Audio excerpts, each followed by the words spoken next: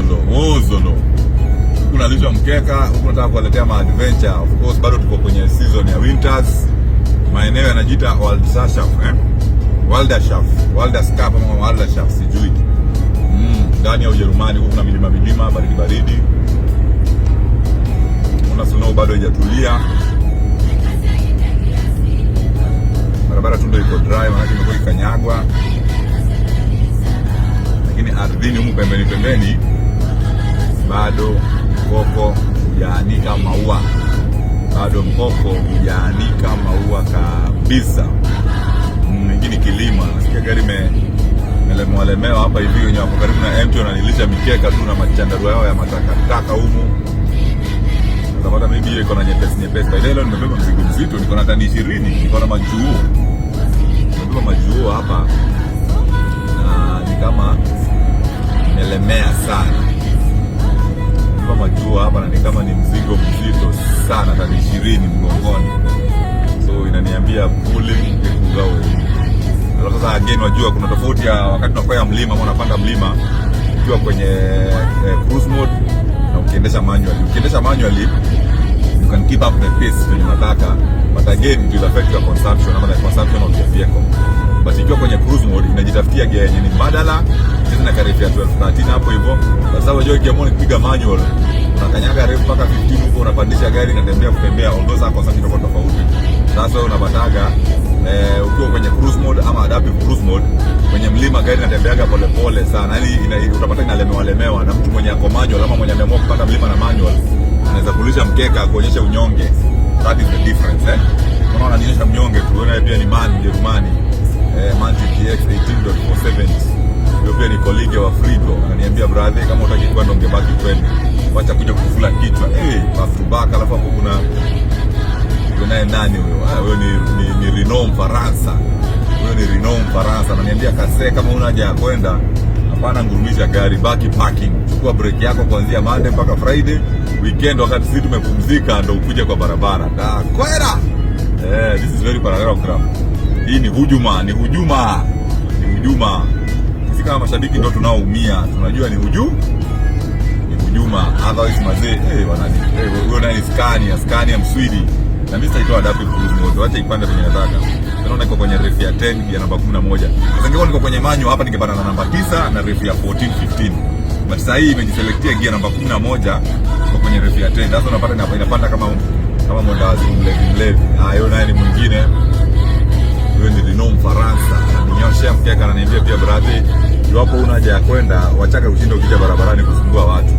Kaa kwenu huko Katolone, wacha kuletea kwa jembe. Sasa mimi nitafanyaje? Nikukubali tu matokeo. Cheki yako ka bridge, alafu kuna watu wanavuka pale juu. Na watu wawili na mmoja hapo na kadogi. Wamaliza. So tumesema maeneo ni ya Weidersbrunn sahi. Kwa maeneo ya Weidersbrunn ama ukipenda Walderschaft Forest. But there is a forest angalia kushoto kwangu venye barafu yote ni snow, the whitish whatever. Hiyo top layer ni ya snow. Pia kulia kwangu pia hiyo Ausfahrt inamaanisha hiyo ni exit ndani ya Ujerumani. Hiyo ni exit ya kwenda na huko kwao. Na hiyo ni pulling across. Zimeonyesha mkeka sana, zimeonyesha unyonge kweli. Na mimi sitaipiga manual. At the end of the day hakuna wale wanawania. Acha tu niende na space na pace yenye gari imechagua. Maana naona sasa hii consumption yangu ni 21.6 liters per 100 km. Hiyo consumption iko very best. Hiyo consumption is one of the very best kwa gari ambayo imebeba hivi na inapanda milima tititi ya matiriri. 21.6 hiyo ni consumption nzuri. Ndio kuna wakati unaendaga mpaka unapata unachezea 18 point something. Nikikuja wakati nilikuwa natoka France nikiwa empty nilikuwa nachezea between 14 to 16 liters per 100 km. So sasa iko na mzigo lazima itakuwa iko na ka difference Ndio barafu imemwagika, barafu imemwagika. So leo nimeamua naletea adventure ya highway. Episode ya highway. Sijazoeaga kuwaletea episodes za highway, na waleteaga tu za vitongojini. Lakini kwa vile kunapendeza sana, nataka ni bookmark kwamba niliendesha gari wakati wa winter and I really enjoyed it. So inabidi naiweka. Kumbuka nasemaga hizi video unaweza chukulia kama nyinyi ndio mnataka nimekuja kuwafurahisha hapa, lakini kweli ni kwamba hizi video naziwekaga tu kwa kumbukumbu yangu mwenyewe for future reference So baada ya muda kidogo ama baada ya miaka, wakati tunataka kujua wakati wa winter kulikuwa kuna kaje mandhari. Unajua, just like we write so that we can allow our minds to forget, we record so that we can allow our mind as well to forget. So wakati nimeona kwa macho saa hii nitasahau, lakini kisha inakili ni rekodi, hata baada hiyo ni channel kifupi hapo, hata baada ya miaka, kwa vile nilisahau, utapata narudi tu kwenye kumbukumbu za Facebook, kumbukumbu za TikTok, na naangalia mwezi fulani, tarehe fulani, msimu fulani, ilikuwa barabara fulani na ilikuwa inapendeza namna hii, ilikuwa iko na challenges hii na hii. So that's it. I do a lot of documentaries, adventures and captures for my own reference. But again, you just find that you can get entertained upande huo, but you are not the primary purpose of my recordings, primary purpose of my adventures, hapana. The primary purpose of my recordings and whatever I do is for my own future reference. Wozolo. So hapa naona baada ya kilomita 55 kuna restaurant iko na mpaka McDonald's.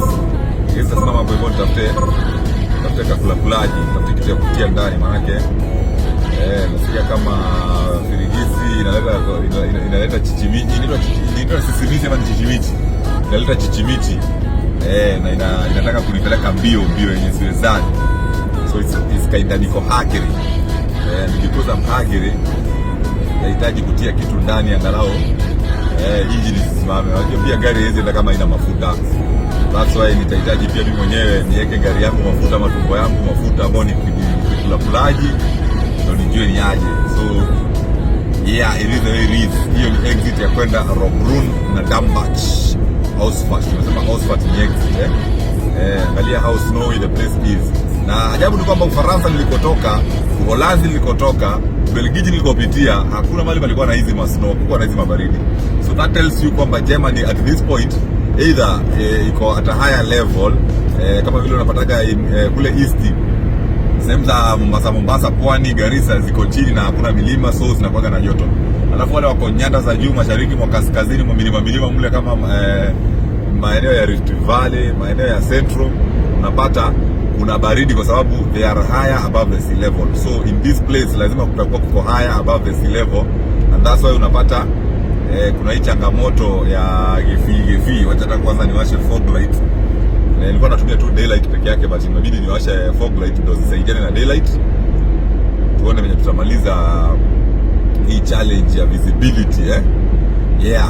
Otherwise tumesema barabara ni kuu ya A3 Ujerumani, barabara ya A3 Ujerumani, maeneo ni ya Weibensbrunn Ujerumani. Wozolo.